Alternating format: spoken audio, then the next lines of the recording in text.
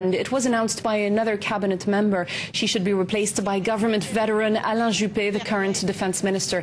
Alliot-Marie recently made a series of gaffes on Tunisia, and she's come under fire for her links to the fallen Ben Ali regime. At first, the government supported her through that storm, but recent polls show the scandal was hurting President Sarkozy's ratings. Stay with us on France 24. Still to come is business news. It's been a week of market jitters as oil prices spiked to levels not seen in more than 2 years.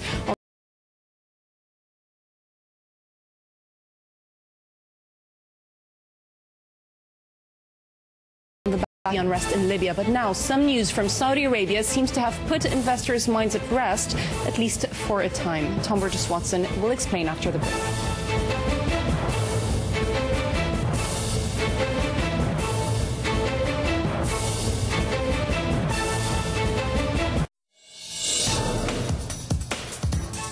Join us in Albania as we continue our journey across the Western Balkans. In this programme, we'll tell you why a wave of violent protests has paralysed the country's capital, Tirana. We'll also travel to the old city of Berat, which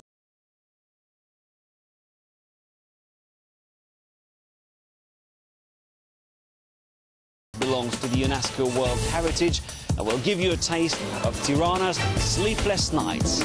Don't miss Europe District, Saturday 1:10 p.m. Paris time on France 24.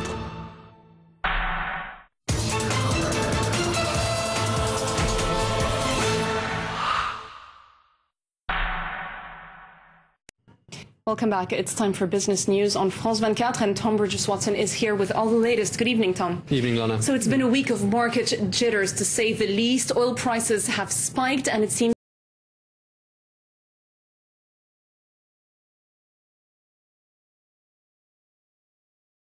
that's scaring investors. Certainly did. During the course of the week, we saw oil prices on both sides of the Atlantic hit levels not seen since mid-2008.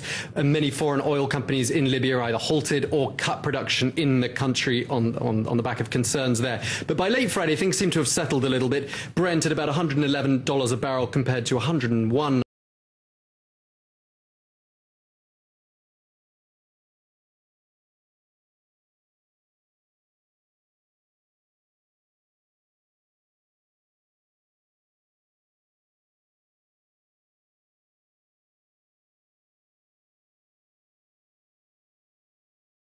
a barrel where it started the week in New York, up to about $97 a barrel compared to $87 where it started the week, but much calmer than Thursday. Saudi Arabia, the world's biggest crude exporter, saying that it could pump more oil to alleviate any shortfalls. So that was presumably good news for markets, right?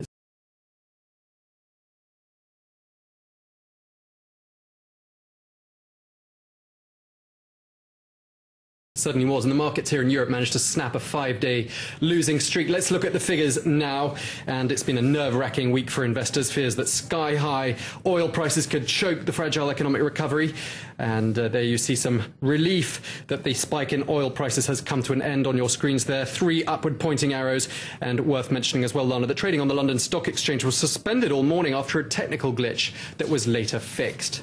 But there was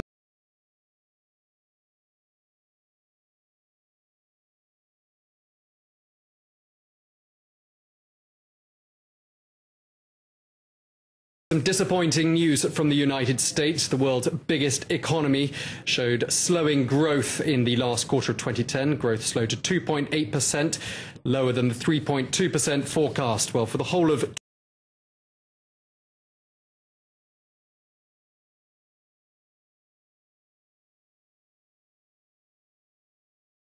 2010, the economy grew 2.8%. Nevertheless, the economy is much better shape than it was a year ago. And a gloomy picture for the British economy. Fourth quarter growth in 2010 contracted by 0.6%.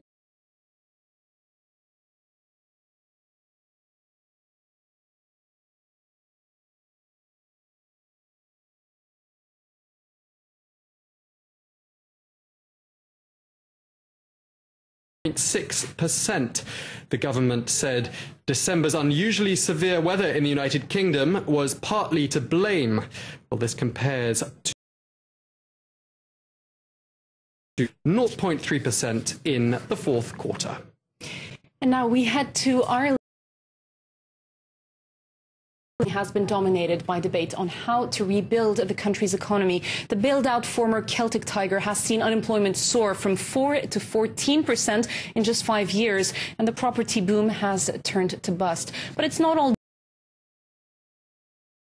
team ahead. France 24's Eve Irvine has been to Dublin. She found a cash and carry. 30 years successful trading and experience when the recession hit. Despite its solid foundation, it saw its... And we had to make 6 people redundant. We also had to take some cuts in...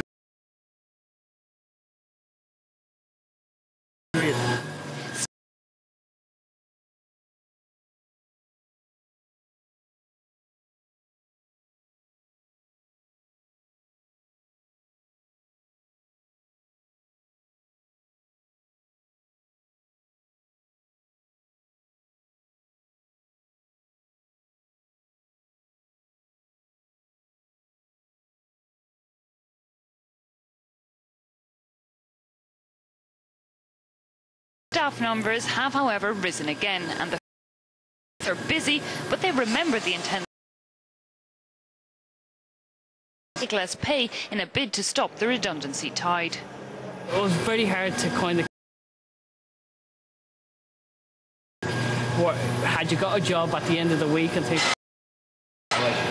Yet Patrick considers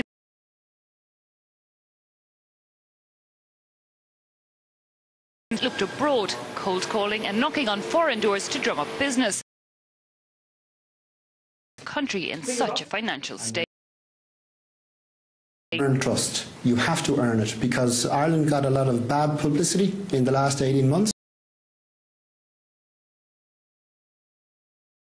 What's it like in Ireland, you know? They thought we were all bankrupt. But despite trust issues over the last year, the recession twisting into something positive in this sector. Particularly well in the last year, mainly driven by the fact that